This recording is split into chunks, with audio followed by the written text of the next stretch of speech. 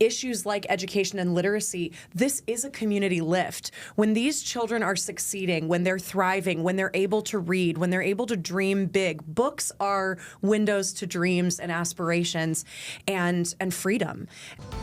Everybody has a story to tell that makes them extraordinary, and that's what this podcast is all about. Welcome back to Conversations with Caitlin. Hi, everyone, and welcome to Conversations with Caitlin. I am thrilled you're tuning in for another week of ordinary people doing extraordinary things. My guest today is an incredible nonprofit colleague and friend of mine who is working in the literacy space, and I am absolutely thrilled to get this conversation started. I can't believe that today actually marks 2 months of the Conversations with Caitlin podcast. It has been an incredible ride. I have had so many amazing guests with compelling stories and really sharing just valuable insights I think that all of us can take a little something away from. So without further ado, I am thrilled to welcome today's guest, Dane Neves.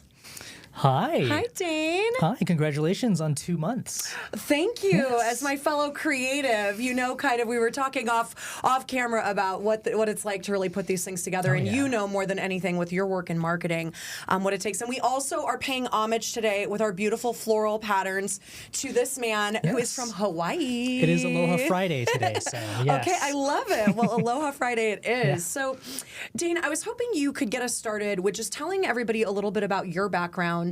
You have a really interesting history and kind of lead us up to where you are today. Yeah, sure. So I'm originally from Hawaii. I've been living there for 35 years of my life. Nice. My background is video production. So I have a film degree. I went to the University of Hawaii, did media film production there. And my dream was to move away to LA, Hollywood, and become the next Steven Spielberg, you know, like the biggest director in the world. I love it. I graduated in 2007, and a few months later, the 2008 economy, you know, just crashed, right? That was a very tumultuous time. Yes. And it was not a good idea to move away to, you know, pursue your dreams, right? Luckily, I was able to get a job at a place called Olelo Community Media, which is Oahu's nonprofit public education and government television provider. Wow. So it's like a public access company, if you think like Wayne's World or something like that. That's the kind of programming that place produced, which was all community programming, right? So anyone off the street on Oahu could come in, get training, film a talk show like this, or go out in the field and film something, and we'll air it on television for free. It's just uncensored, completely community-based programming. That is incredible. I feel like more markets, Southern Nevada, listen up, could have something like that. And I want to also say on behalf of us recession babies that literally graduated in the height of that, with our papers that say we're good at what we can do, and we, you know, me with my marketing degree, I was right there with you. I was like, I'm going to work for an advertising agency and they're going to love me. And I'm like, nope, I'm definitely not. There's no jobs. No. But you know, I'm actually glad that happened, because working for a community-based company like that allowed me to learn so much. It allowed me to learn about the government, allowed me to learn about what's going on in the community, and just meet so many different people and just get so many different perspectives that I may not have gotten if I went that other pathway. So I'm really happy that happened to me. Fate takes you where it needs to, doesn't it? Absolutely. And so talk to me a little bit about, I love this organization that you worked for. I think it is the concept is just genius, right? Yeah.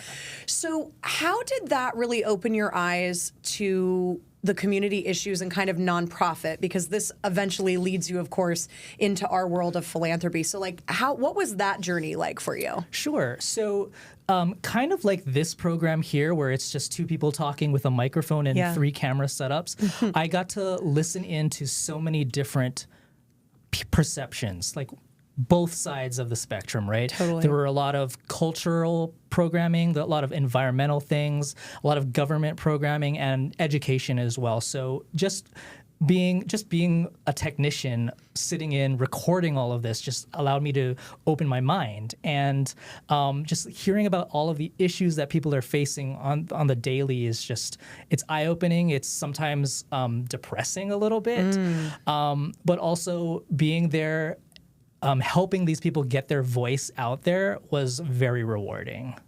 Yeah. And I think the role that media plays in our work is so critical. The marketing piece of it, when I first met you, I was immediately drawn to you. I'm like, you know how to tell a good story, right? And that's kind of a pun intended because he works for a literacy organization. We'll get into that a little bit later. But I think the media piece of our work, I was speaking with somebody the other day about Dan Pallotta. I don't know if you've ever heard of him. No. He's this pretty visionary speaker. He's done a lot of work in philanthropy, but he has this amazing TED Talk, very brief, not boring. And he talks about the way that nonprofits are kind of, their feet are held to the fire to spend no money and invest no resources. And it's like when you invest resources, those richly pay back tenfold into the work that we do. When people know about what we're doing, somebody says, hey, I saw you guys on TV, the museum is doing this event, we want to come down. That is really the lifeblood, I think, to our mission, and it's the solution to getting people to come together and really support these causes. Sure. I think that we're in a very interesting time where social media is so accessible. Anyone can get a phone, get an inexpensive camera, shoot themselves, and get their message out there instantaneously. Right. And that's marketing, right? That's how you can get a message out really quickly to a huge audience. Right. And we benefit from that every day to have that kind of technology at our disposal. Totally. Yeah. And also the mouthpieces that come out of our volunteers or our guests that attend our facilities are volunteering. Yeah. All the videos I think that parents take when kids come into the museum, it's they're so brilliant. They're so cute. Yeah. But they also really kind of give, I think, that community buy-in to our missions, right? Exactly. And we, like you said, we have a lot of volunteers come through. We serve a lot of kids. I'll explain what I do for my current company in a bit, but it's invaluable. Yeah, and I think we are continue to live in a really, I think, tumultuous and kind of ever-changing environment for nonprofits, and organizations like Spread the Word of Nevada and Discovery Children's Museum. We are, I think, a really good window into how community is now going to and must impact our missions, right? With federal funding cuts, state funding cuts. It has never been a more important time, in my humble opinion, for the community to engage with us, right? Time, talent, treasure. It doesn't matter how, it just matters that you do. And so to that end, as a avid reader, someone who grew up going to the library at least 3 times a week, I think, with my grandpa, who was helping to raise my brother and I while my parents worked. I want you to share a little bit about Spread the Word Nevada and how you also got involved with them doing the incredible marketing that you do. Sure. So, like I said, I've been living in Hawaii for 35 years. There was a time, it was 2022, where I had to make the difficult decision to relocate.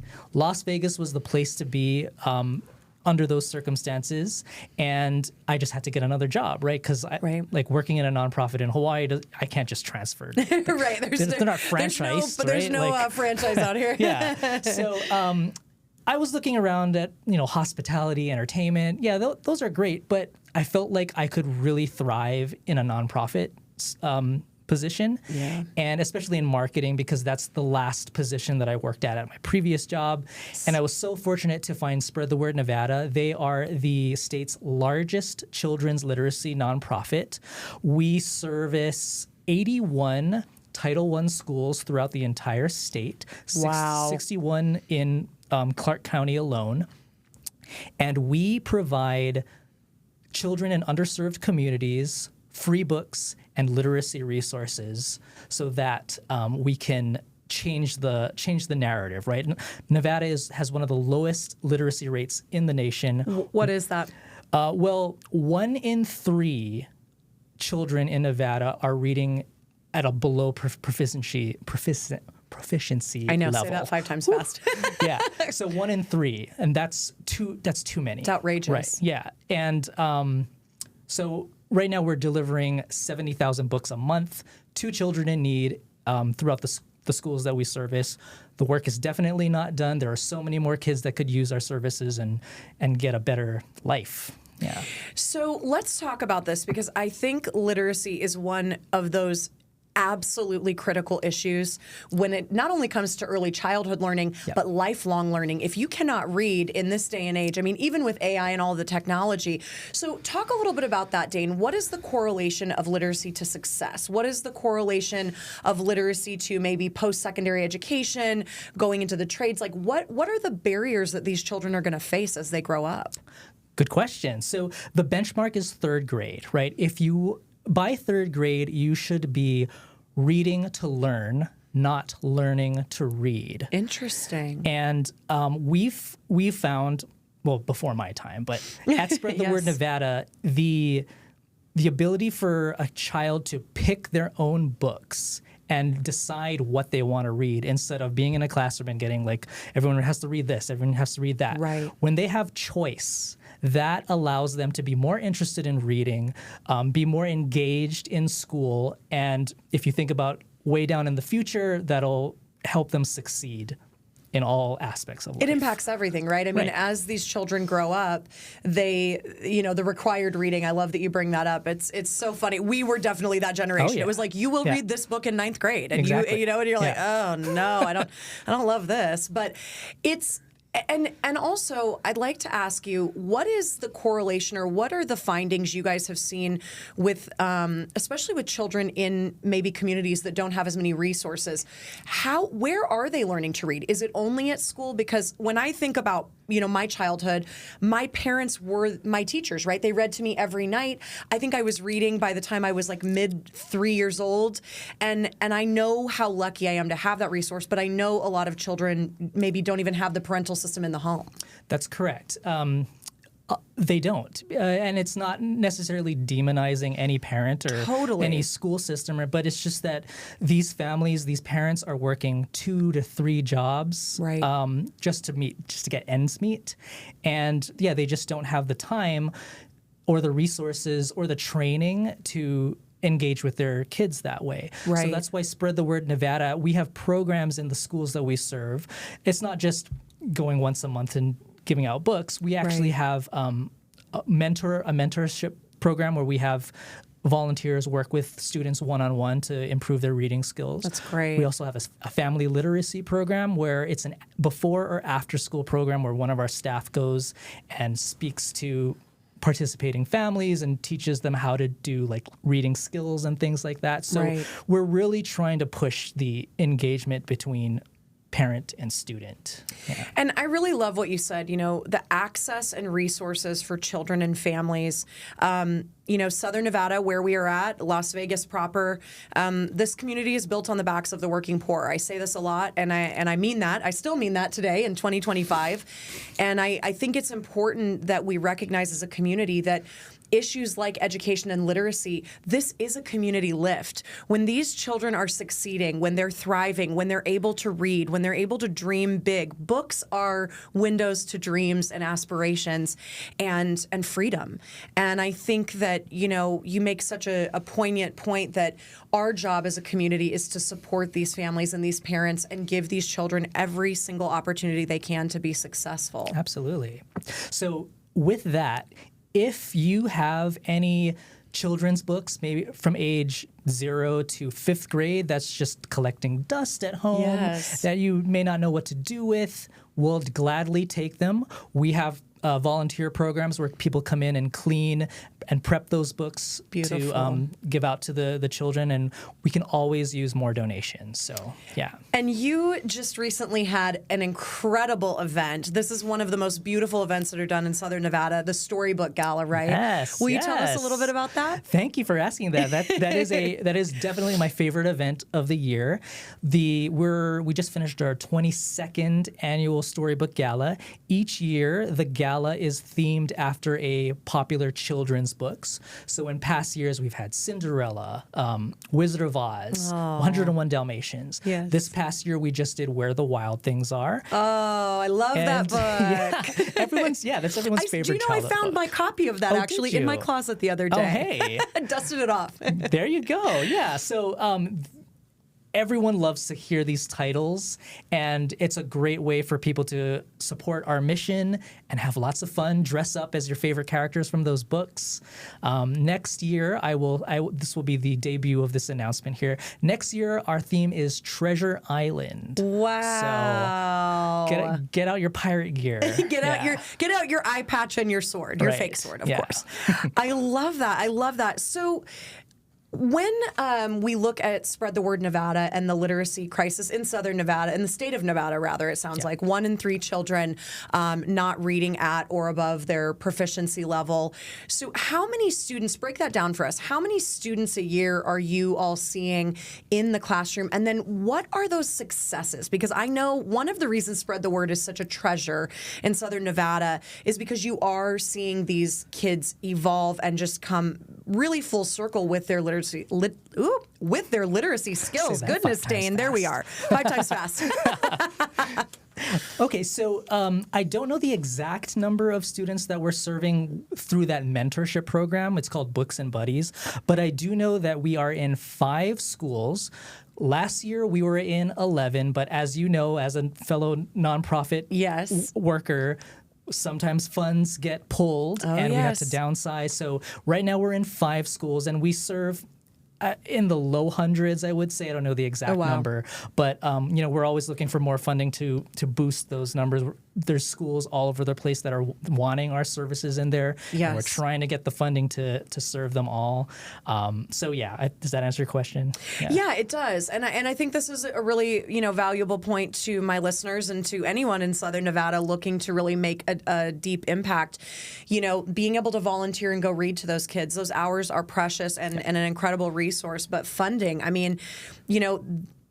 children are the future of our workforce. And I think when I talk to a lot of business people, I share with them, our work directly impacts your ability to do business in this community. And it impacts our ability to retain top talent, to bring new companies to the community. And, there are so many layers, I think, to the work that you're doing, the ripple, if you will, of what literacy means to our community. And so now, with the work that Spread the Word Nevada is doing, I'd like to hear a little bit from you on the storytelling side and the marketing, because obviously you've been with the organization now how long? Going on 3 years now. Okay, awesome. And so you've really seen a tremendous evolution. So talk a little bit about your personal connection. Especially on the marketing end and the storytelling piece and the literacy. I think there's a lot of synergy there. Sure. So as I mentioned before, I have a background in filmmaking, which is storytelling at its finest, right? Yes. And I was working at my previous job, Olelo, for 14 years doing various video production work. And my last 6 years with them was in the marketing department, where I was basically telling the company's story. And that's the same thing I do with Spread the Word Nevada. I help engage with potential volunteers, potential donors, and the community at large to buy into our story and just support the mission, right? So we use a lot of different avenues. Of course, as a filmmaker myself, video is big. I definitely tap into that. Photography, graphic design, and testimonies. Those are actually really important. Getting testimonies from our students, from our principals, from our teachers, from our volunteers. I'll take them all. I archive them and use them for whatever I need to. So everyone is a part of the story. Everyone is helping to write it for us, and we really appreciate that support. I love that. And I think, hearing from the students and the families you're impacting, the volunteers, it's so powerful. I think volunteerism, I was speaking with someone the other day about this, is really the most beautiful legacy that people leave. You may be cleaning books at Spread the Word. You may be volunteering in the museum and prepping our gallery materials. And you may never actually meet the child or the family that's going to benefit from them. But, that ripple, that ability to impact someone else's life with nothing in return, right? We live in a world that's so transactional and so almost sterile when it comes to that kind of, warm and fuzzy, right? Right. Which is so like anti-us, right? Like nonprofit people are the most warm and fuzzy people you've ever met. But I think that there's really something to be said about that legacy. And, speaking of legacy, Spread the Word has had a massive year this past year, and you opened a new facility. So I'd love to hear a little bit about that. How did that transpire? What is the hope and dream of this new space that you guys have recently moved into? Thank you. So when I first started at Spread the Word Nevada, we were on American Pacific Drive in Henderson. It was a one-story office with our warehouse in the back. And I kid you not, I was sharing a closet office space with two other managers. So it was three cozy, of us. huh? Yeah, it was nice intimate. Yeah, and it was like a pathway from one part of the office into the warehouse. So we had people, coming in. Let's just say it was hard to take a phone call. Right. You're like, I will be going to my car to do this, or the bathroom at this point. Yeah, exactly. But we're all family there. We're just working really hard to promote the mission and everything. So I didn't really think of it as a burden for myself. But now we just moved into a larger facility thanks to a lot of support from the community and a lot of donor support. Wonderful. Our new office is on Arville Street, pretty much across from the Allegiant Stadium. So we have the strip view in our window. Wow. So it's 3 times as large as three times as large as the previous office, and we actually own this space now. So it's ours to do whatever we want, and it's awesome. That's a big piece, I think, in our business. If you can own outright what you have, that's such an asset. Right. Now, how many people are on your staff, and what does that look like, day to day for you all? We have slightly under 50 people on staff, full-time and part-time. We have a programs department, and these people are working directly with the schools and the students. We have my department, which is development, which includes volunteer, marketing, and fundraising. We have a warehouse department, and we have our executive team, an admin, of course. So it's a tight ship, but we make it work. And going back to the building, there's so much more work to be done. Yes. It's just because we moved into this big facility doesn't mean like we're good. We can stop asking for support. Like I said, there's so many more schools, so many more students out there in our state that need our services, and we're not going to be stopping anytime soon. Yeah, the demand and the need, I think, in this very political and socioeconomically charged environment, the need doesn't go down. I think, we mentioned earlier, we both graduated in the recession, and need never goes down. And what's so interesting, at least I found in my professional time in philanthropy, fundraising actually goes up in times of hardship. And I think that that's really interesting, right? Because we're really seeing the test of what we're made of, I think, as a community, as a country right now, with, these cuts being made to organizations. Just because the funding's cut doesn't mean the mission stops, That's right. Yeah. I was on the United Way call. I love those calls where they're kind of checking in, sharing updates, and they said, we recognize that all of your missions, all of the great work you're doing, the clientele, it's not going away. If anything, it's increasing, right? That's right. And when we look at kind of the layers of it, right, the health and human services, food banks, then the next layer, which is really us, I think, is education space. Like, how do we take them from, okay, now we've gotten you stable. Now, what are the skills we can give you to then go back out into the community and then be able to be a contributing member and pay it forward? It's really challenging. So, Dane, let's pivot a little bit. I want to talk about nonprofit. I want to talk about philanthropy. So, in your experience, you've worked on some incredible projects. What is your message and your take on nonprofit, on the industry as a whole, and kind of where you see us going, in these challenging times? I think not being in a nonprofit is like being in a very special club, right? Yes.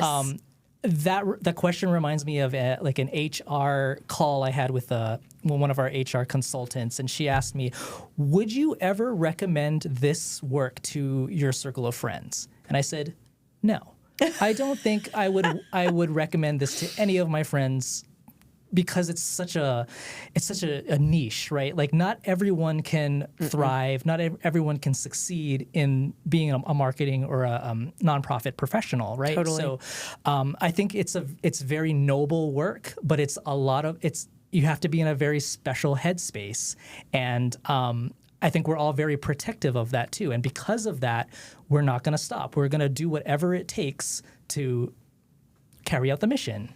Totally. Yeah. Everything you just said just deeply resonates with me. I mean, this work is not for the faint of heart. You know, it's not kissing babies. I always say to my friends, it's not the hee-hee ha-has, right? The going on the news, the pictures at the events. You see us smiling and we've been working, hour 15. It's grueling. It's grueling work at times. And my hope has been with these segments on nonprofit is not to, demonize or diminish or, poor pitiful us. But I love what you said. We're a little bit of a gatekeeper to our industry because we want people that really want to dive into the work. Exactly. As a fundraiser, as a marketing professional, we both know this. I know how to do it all. I print my own copies. I design my own flyers, right? I'm spell checking myself, which is absolutely terrifying at moments. I'm marketing professional's worst nightmare sometimes. But there is something to really be said. And on the flip side, I think there's also never been a more important time for us to start retaining great talent. And I've been meeting a lot of people lately that are very interested in the nonprofit sector, and you use the word noble. That was such a beautiful, the picture that was painted in my mind when you said that. I'm like I'm reading a book in my mind. It is noble work and it is important. And so, what would be your advice? If you were going back and talking to young Dane, graduating in the recession, what would be your advice to young people seeking what I would call purposeful work, because I also think that is what this is, right? And so what would be your advice to them? What would be your take on how to even get into this industry, even if we have seasoned professionals who are looking to make a pivot? Right.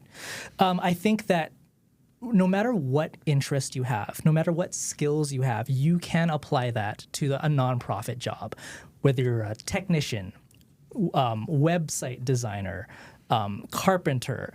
All of those jobs can apply to nonprofit work because there's a need for it. So I would tell my younger self, I would tell younger folks that are interested in doing this work, you can make it work, and you can make a living off of it. Yes, you can. And you can thrive. Yes.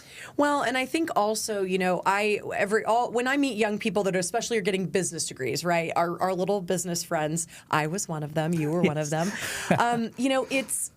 I think that nonprofit, if every young person would go into nonprofit for even a year, just to cut their teeth and to really learn. Somebody the other day was like, I hate that you guys call yourselves nonprofit. You have to make a profit. It's how you survive. And they're not wrong, right? We are a business. And when we say nonprofit, what that really means is all the dollars that people like Dane and I are helping to raise, all the volunteer hours, those flow so beautifully back into the mission to keep the work going, to keep the engine flowing, keep the train moving forward. And I think, it's so important that I think people understand that these lifts are very heavy. Right. And if we don't have volunteers, if we don't have committees, we don't have wonderful, generous donors, there's a place for everyone, right? If you want to write a check, we would love to have you. If you want to give your time, we would also love to have you. If you are a family desperately looking for literacy resources for your children, we want to support you in that way, right? For the museum,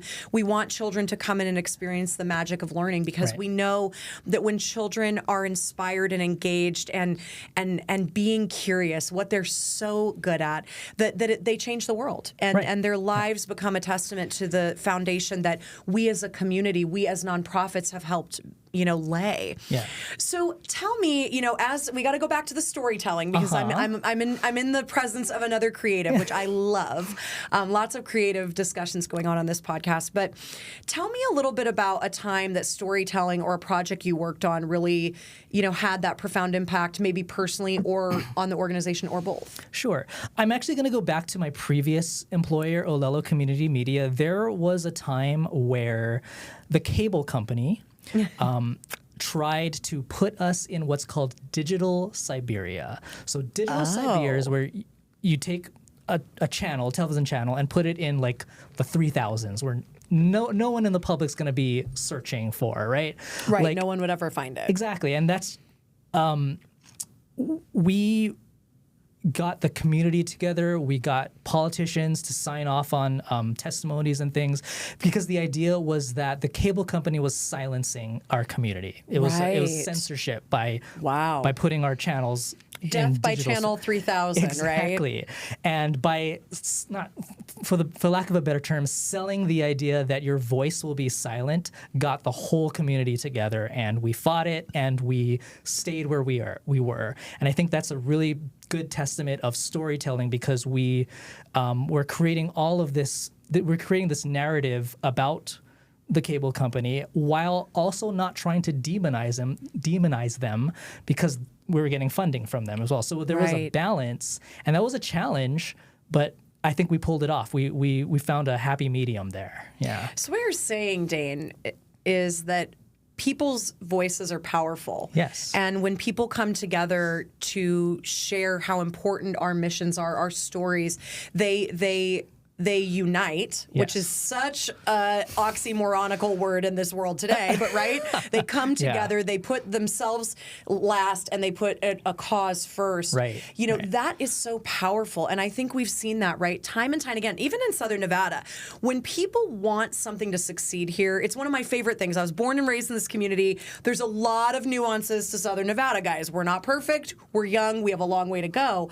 But I think one of the things that has just been incredible to watch the evolution, especially in our industry, is the community speaks. I mean, spread the word. Getting this new building is that example, Indeed, right? They yes. said literacy matters. They said children and families matter, and the betterment of our community starts with kids. Right. When kids are healthy, happy, educated, and they have resources, they thrive. It's like you're a plant in your home, right? Yeah. If we don't water it, it might not do so well. That's right. And as a marketing professional working for Spread the Word Nevada, I'm not selling a product, right? I'm actually selling peace of mind for the future of our community. Yeah. And that's powerful, right? I always laugh with my friends who are in actual sales. I call it actual sales. They're selling a cup. They're selling a car. They're selling a this. And I love what you said, selling peace of mind. We're selling a good feeling in your heart. We're selling the idea that doing the right thing is cool. It's on brand. Yeah. It's appropriate, and it's necessary for communities to thrive. And as human beings, we should want to give everyone an opportunity to be successful, right? No matter what that looks like. It's really powerful. So I want to go back a little bit. I want to talk about, I mentioned this earlier, the funding crises. Like, what is that looking like for Spread the Word? Were you guys deeply impacted by the federal and state cuts, number one? And then number two, what makes you concerned and what makes you hopeful about kind of the state of our economy and the state of people socially? Sure. I'm starting to see it. I'm starting to hear about the federal and state cuts, and we're cautious, right? It hasn't directly impacted us yet, but we're very cautious. Is great. Yeah. Our CEO, Lisa Habegorst, is doing all that she can to lobby for our funding to stay where it is or to get some more. Right. But in a nonprofit, that's always the threat. That's always been the threat. No matter who is running the government, that's what you have to deal with on the daily. Not enough money, not enough people, not enough hours in the day, not enough space, not enough this, not enough that. That living in the land of, I used to, in my early years of my career, I was like, we're just lacking. We're lacking all the time. Yeah. But you make a great point. You have a wonderful leader. I think she's your founder too. Am I right on that? She's our co-founder. Yes. Lisa, she has done some incredible, unbelievable work for this community. But it is, and I think, we're seeing more of this in our industry. You have to get political. And when I say that, I don't mean Democrat, Republican, blue or red. That is not at all what I mean. Knocking my microphone over as we speak. But what I mean is we have to go voice our needs and say what we want. And I think, I always say this with all of the little kids in my life, like when they're upset or throwing a tantrum, I said, say what you want. You've got to tell me what you want. I can't help you if you don't tell me what you want. The advice is still true for our industry and for adults. If we don't say what we want and need, how can the need be met, right? Exactly. Our voices are powerful and they're necessary. And again, I think any major development that's ever been made in our philanthropic world has come from people relentlessly seeking the truth, seeking solutions, and seeking answers. And whatever I think we can do as a community to support that, we must. It's the lifeblood of our community, right? Big corporations, we love our corporate partners. They are incredible. We could not do this work without them. But the reality is they don't have the time and the energy to do this work. That's why nonprofits came to be. We came to be a complementary community resource and support so that, the economy can thrive while also supporting the needs of people. Yeah. You also asked me what I'm hopeful for. Yes. It will be interesting to see how things go with funding and whatnot, but I feel like nonprofits have a tendency to evolve, right? Yes. So seeing the evolution of the company that I work for and seeing what kind of pivots we can make, what kind of great things we can do for our kids is something that I'm hopeful for to see. It's really something, isn't it? And I think that, hope is such a powerful, dangerous thing, actually, right? Yeah. When you're hopeful, it's the antidote to fear. It's the antidote to hate. It really is, I think, a driver of so many beautiful things in the world, right?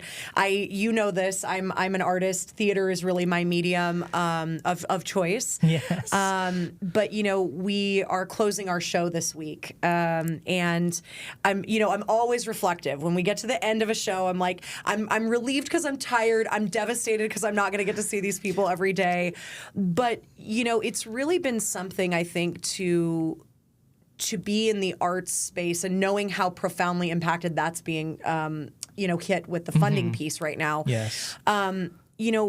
Storytelling is never going away. Yeah. Even in the times of greatest strife in our world's history, people have continued stories, and whatever that looks like, right? Whether it's film, a book, an oral, storytelling, a live performance like theater, songs. Yeah. I think the power of that can't be diminished. Right. And yeah, that's why I'm doing this work. That's why I've continued to do this work, is because one, it's fun, but also it has purpose. It has historical meaning, and it gets the job done, Totally. Yeah. Okay, so now some fun questions, because you've got the wheels turning over here, which they never really stop turning, let's be honest. But so I want to know from you, what is your earliest memory of reading and how that kind of has impacted your life? And I'm dying to know, what is your favorite book, maybe currently or as a child? Okay. I'm interested. I'm nosy. I want to know. Okay. Favorite memory of reading. I still have this book. It's one of the only books that I kept from when I moved over from Hawaii. Oh.